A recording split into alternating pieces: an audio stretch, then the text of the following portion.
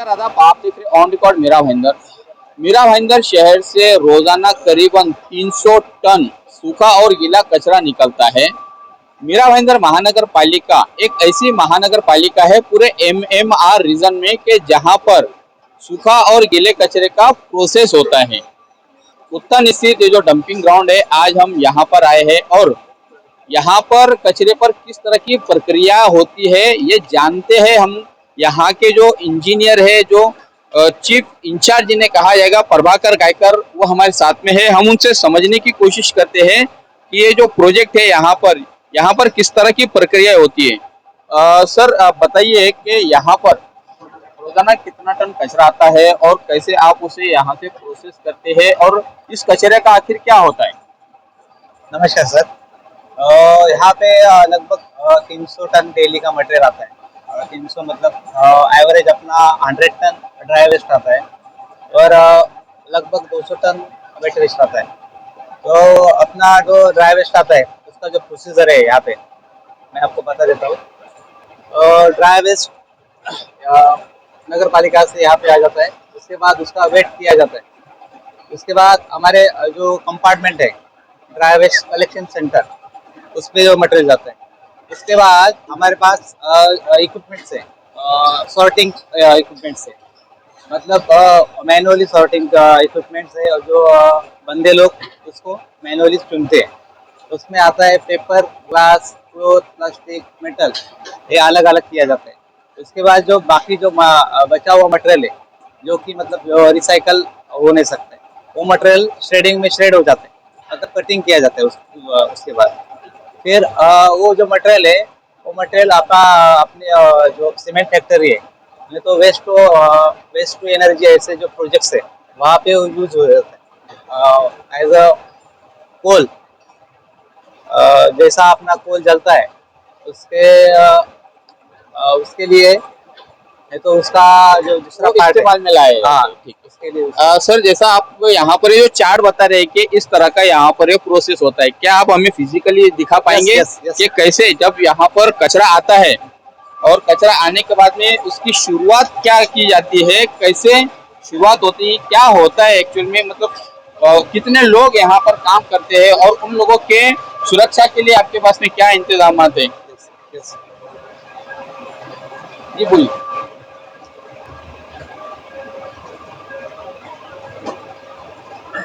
जी बताइए।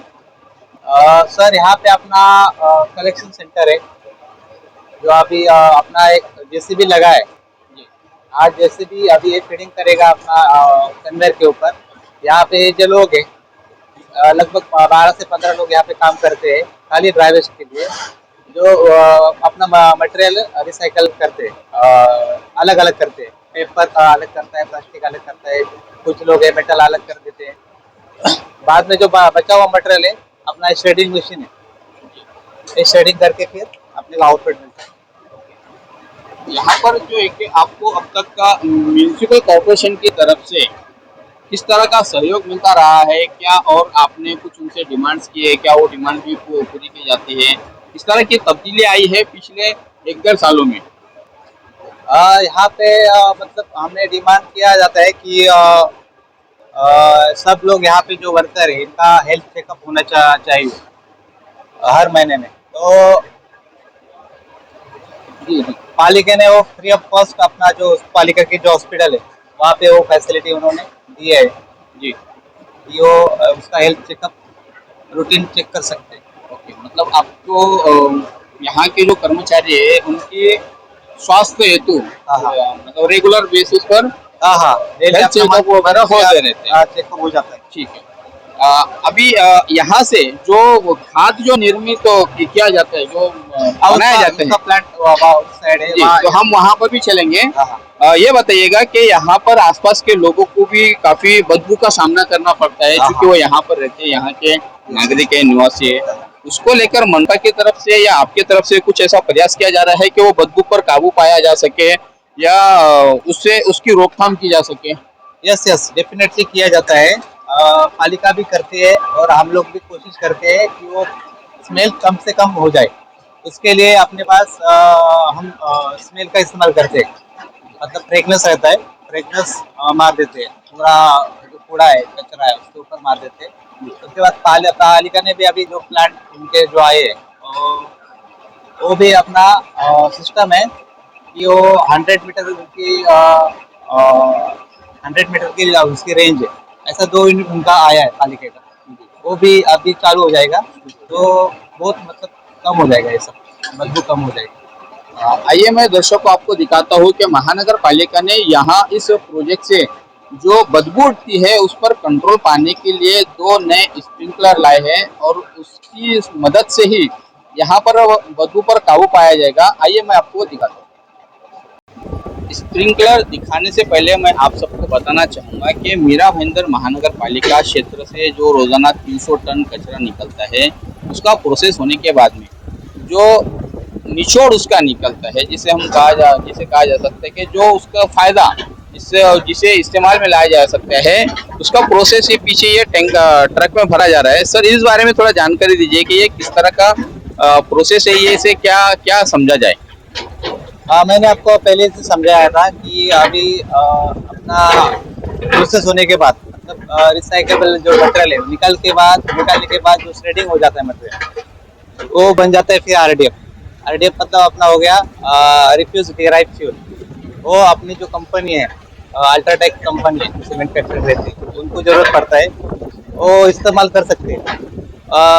अपना जो कोल जैसा जलता है उसकी प्राइस ज़्यादा रहती है, तो कोल इस्तेमाल कोल नहीं करेंगे तो फिर ये कर सकते हैं। उसके लिए एक ऑप्शन है कोल के जगह पे, तो ये ऑप्शन वो यूज़ करते हैं। और अपना ये डेली का 80-90 टन आरडीएफ अपना यहाँ से निकल जाता है। रोजाना 80-90 टन अपने यहाँ से ये निकलता है। और चूंकि जो बाकी जो पूरा टोटली वेस्टेज जो होता है जो मतलब किसी इस्तेमाल में नहीं लाया जा सकता है उसका क्या करते हैं? वहाँ पे आप इनर्ट है, मतलब अभी कुछ मटेरियल रहता है जो केमिकल मटेरियल रहता है, कुछ अपना एलईडी रहते हैं, कुछ ड्राई सेल रहते हैं, तो मतलब उसका डिस्पोजल हम अलग से कर देते हैं। मीरा भाईंदर महानगर पालिका के आयुक्त दिलीप ढोले और उनके संबंधित अधिकारियों ने उत्तन के इस डंपिंग प्रोजेक्ट से जो बदबू उठती है उस पर काबू पाने के लिए ये 2 किस्म की स्प्रिंकलर मशीनें लाई है, जिसके चलते इससे खुशबू वाला पानी का फवारा निकलेगा, जिससे आसपास के करीब जो 100 मीटर का इलाका ये कवर करेगा। ये वो स्प्रिंकलर मशीन है, इसकी फिटिंग अभी होनी बाकी है, आने वाले 8-10 दिनों में शायद इसकी फिटिंग हो जाएगी। तो ये एक अच्छा प्रयास है मनपायुक्त दिलीप ढोले का कि यहाँ के स्थानीय जो नागरिक है, आसपास में जो लोग रहते हैं, जो बदबू से काफी परेशान है, कुछ हद तक का उन्हें इस स्प्रिंकलर मशीन से राहत मिलेगी, यहाँ से उठने वाली बदबू से राहत मिलेगी। आइए अब मैं आपको ले चलता हूँ खाद के प्रोजेक्ट के पास में, जहाँ से खाद की निर्मित होती है और उस खाद का कैसे इस्तेमाल में लाया जाता है वो मैं आपको दिखाता हूँ। पहले चरण में आपने देखा कि यहाँ से जो कचरा निकलता है उस कचरे की क्या प्रक्रिया होती है। अब दूसरे चरण में हम आपको जानकारी देना चाहेंगे कि यहाँ से जो कचरा निकलता है उससे जो खाद की निर्मित होती है उसकी प्रक्रिया क्या होती है, कैसा वो प्रोसेस में लाया जाता है। सर बताइए किस तरह से वो खाद की निर्मित की जाती है इस कचरे से। यहाँ पे मैंने आपको पहले ही बता दिया था कि ड्राई वेस्ट कैसा हम प्रोसेस कर देते हैं, वैसे ही हम वेट वेस्ट भी प्रोसेस कर देते हैं। वेट वेस्ट में पहला हम वेट वेस्ट वेटिंग हो जाता है, उसके बाद हम अपने जो शेड्स पड़े वहाँ पे हम उसके विंडोज बना देते हैं। उसके विंडोज बनाने के बाद वो डिकम्पोज के लिए हम छोड़ देते हैं, उसमें अपना बायो कल्चर मारते स्प्रे करते, वहाँ से वो 30 से 40 दिनों में अपना डिकम्पोजिशन पूरा हो जाता है। उसके बाद हम उसकी स्क्रीनिंग कर देते हैं, मतलब उस पहला 100 mm स्क्रीनिंग कर देते हैं, उसके बाद 25 mm स्क्रीनिंग करते हैं, उसके बाद फिर फाइनल जो करते हैं हम वो 4 mm की जो स्क्रीनिंग करते हैं। उसके बाद हमें जो आउटपुट मिलता है वो अच्छा खासा एकदम 4 mm वाला आउटपुट मिलता है। उसके बाद फिर उसकी पैकिंग करते हैं, फिर अपना फार्मर के लिए यूज करने के लिए सेल कर देते हैं।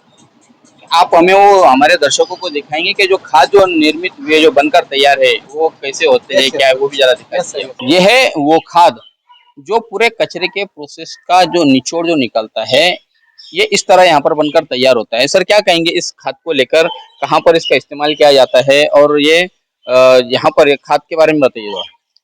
हाँ, मैंने आपको बताया था कि अपना जो फाइनल प्रोडक्ट है, यहाँ पे हम जो क्रिप्को कंपनी है, अ, उनके मतलब वो कंपनी डिस्ट्रीब्यूट करती है पूरे फार्मर लोगों के लिए। अपना जो मटेरियल है नासिक, अहमदनगर, पूरा महाराष्ट्र में जाता है ये मटेरियल, और ये प्योर ऑर्गेनिक मटेरियल है। तो मतलब हम ये माना जाए कि हम जिस फसल का अनाज खाते हैं उस फसल के लिए ये खाद का इस्तेमाल किया जाता है, बराबर यस, है? बराबर। जी जी। तो ये देखिए कि ये है मेरा भाईंदर महानगर पालिका का डंपिंग प्रोजेक्ट, जिसे मैंने आपके सामने रखने की कोशिश की है। एक मैं और जानकारी आपसे जानना चाहूंगा कि ये सब पूरी प्रक्रिया करने के दौरान आप लोगों को भी तकलीफें होती होगी, यहाँ पर बदबू का सामना करना पड़ता होगा। बिल्कुल, बिल्कुल। बट वो बदबू, वो तो सामना करना ही पड़ेगा अपने को, जी क्योंकि अपने को ऐसा फल लाने का है, अब कचरे से अब खाद बनाने का है, तो थोड़ा-सा तकलीफ तो होगी, जी बट वो तो अपने को करना है। जी। और जब भी आपको ऐसी जरूरत पड़ती है प्रशासनिक रूप से किसी टेक्निकल चीज की या किसी मदद की, तो मनपा प्रशासन की तरफ से कैसा प्रतिसाद मिलता है? वो क्या आपको पॉजिटिवली आंसर देते हैं? कैसा उनका रवैया होता है? बिल्कुल, बिल्कुल। उनका बहुत अच्छा रिस्पॉन्स है हमें ये करने के लिए। उनके मतलब वो उनके बिना हम कुछ नहीं कर सकते, ये बात जी है। जी। और ये जो यहाँ पे भी अपने माननीय आयुक्त साहब, दिलीप डिंडे साहब, वो भी यहाँ सरप्राइज़ विज़िट करते हैं, ओके। तो मतलब उनका बहुत अच्छा ध्यान है यहाँ पे, जी जी। मतलब वो अपनी पूरी टीम के साथ टीम में के साथ। कभी भी अचानक यहाँ पर अचानक। दौरे के लिए आ जाते हैं। Yes, yes. दर्शकों, ये है उत्तम डंपिंग का प्रोजेक्ट, जिसकी मैंने पूरी आपको जानकारी दी है। आप सबको मैं बता दूं कि मनपा आयुक्त दिलीप ढोले और उनके सहकर्मी उपायुक्त रवि पवार, जिनके जिम्मे यहाँ का डंपिंग प्रोजेक्ट संभालना है, ये यहाँ पर अचानक सरप्राइज विजिट दे देते हैं। तो इन लोगों को पता भी नहीं होता है जब वो यहाँ पर आते हैं, और यहाँ पर आने के बाद में यहाँ पर और कुछ उसमें सुधार लाने की जरूरत है या किस तरह से ये प्रोसेस चल रहा है, इस पर वो बारीकी से नजर बनाए हुए है। मनपा प्रशासन द्वारा यह दावा किया जा रहा है कि एक दिन ऐसा आएगा कि इस डंपिंग प्रोजेक्ट में आप चादर बिछा कर भी बैठ सकते हैं। इस तरह की यहाँ पर साफ सफाई रखी जाएगी, इस तरह से यहाँ पर बदबू पर काबू पाया जाएगा। अब मनपा ने जो दावा की है उस पर तो हम जरूर खबर भी बनाएंगे। बहरहाल मेरा भाईंदर महानगर पालिका एकमात्र ऐसी महानगर पालिका है जहां से रोजाना 300 टन कचरा निकलता है और उसका सेग्रीगेशन होता है, उसका प्रोसेस होता है। और यही एकमात्र महानगर पालिका है पूरे एमएमआर रीजन में जो इस तरह का यूनिट रनिंग रखी है, चालू रखी है। हमारी ये खबर आपको कैसे लगी और इसमें आप लोग क्या सोचते हैं, मनपा प्रशासन किस तरह से काम कर रहा है, कमेंट बॉक्स में जरूर हमें सुझाव दें। आप देख रहे हैं कैमरामैन आरिफ कुर्शी और अभिषेक के साथ ऑन रिकॉर्ड मेरा भाईंदर। धन्यवाद।